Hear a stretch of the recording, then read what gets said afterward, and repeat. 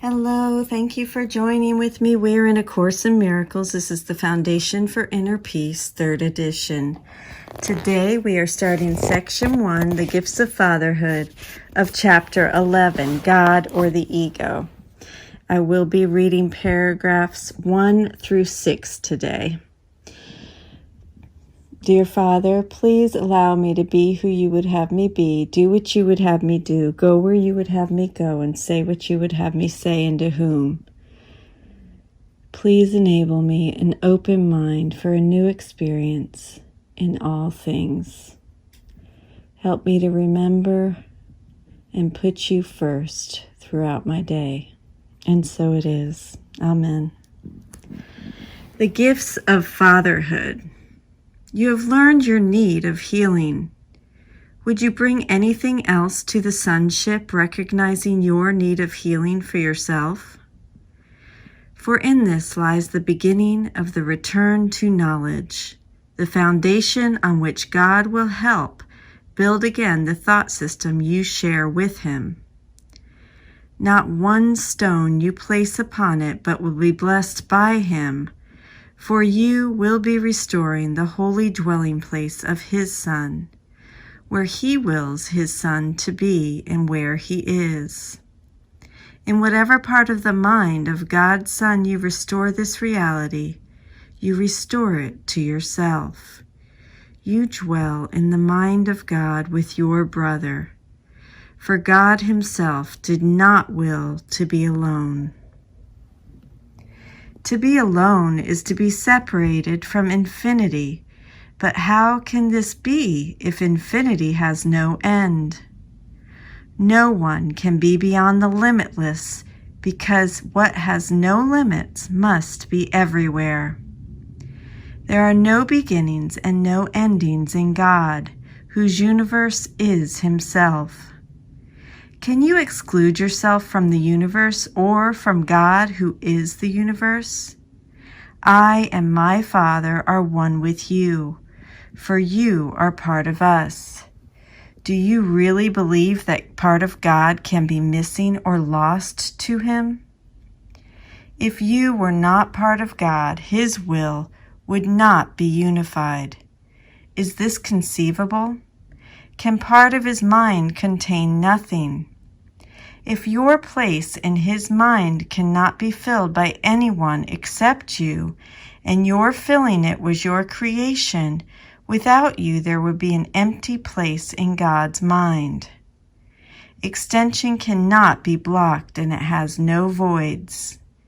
It continues forever, however much it is denied. Your denial of its reality may arrest it in time, but not in eternity. That is why your creations have not ceased to be extended, and why so much is waiting for your return. Waiting is possible only in time, but time has no meaning. You who may delay can leave time behind simply by recognizing that neither beginnings nor endings were created by the Eternal, who placed no limits on His creation or upon those who create like Him. You do not know this simply because you have tried to limit what He created, and so you believe that all creation is limited. How then could you know your creations having denied infinity?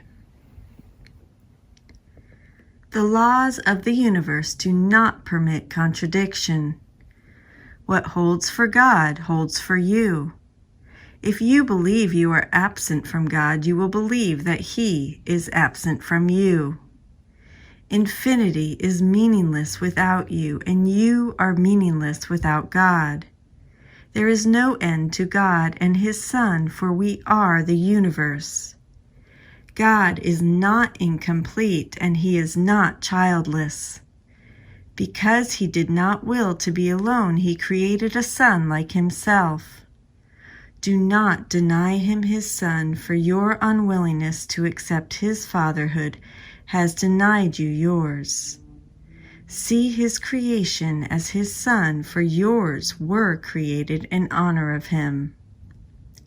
The universe of love does not stop because you do not see it, nor have your eyes closed lost the ability to see. Let me repeat that. Nor have your closed eyes lost the ability to see.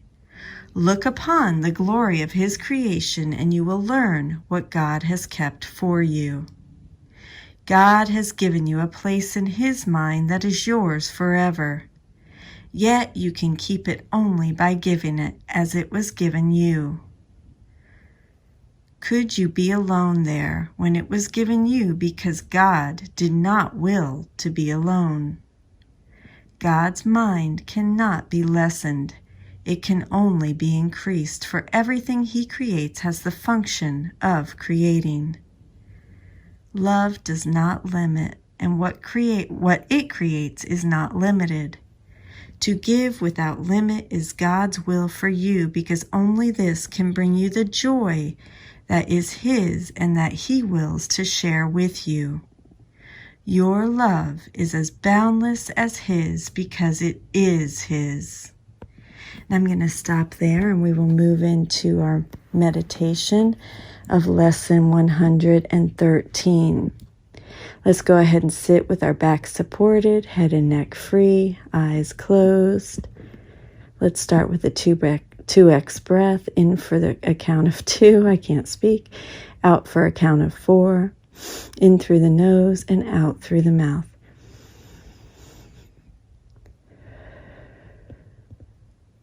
Let's do this 3 times.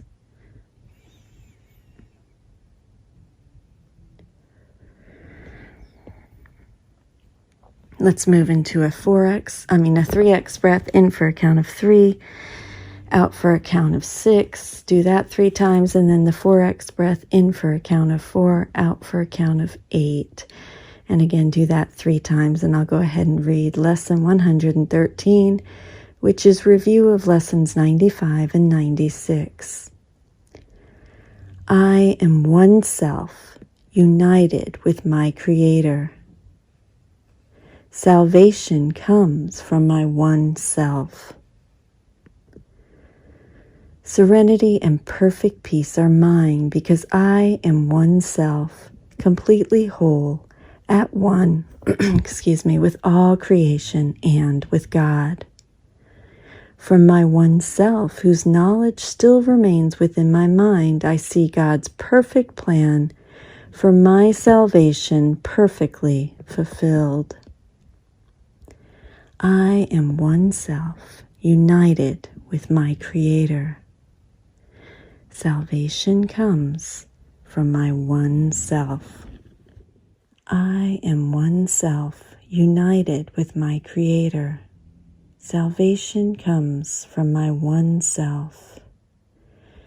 Let us experience today the serenity and perfect peace that comes from forgiveness.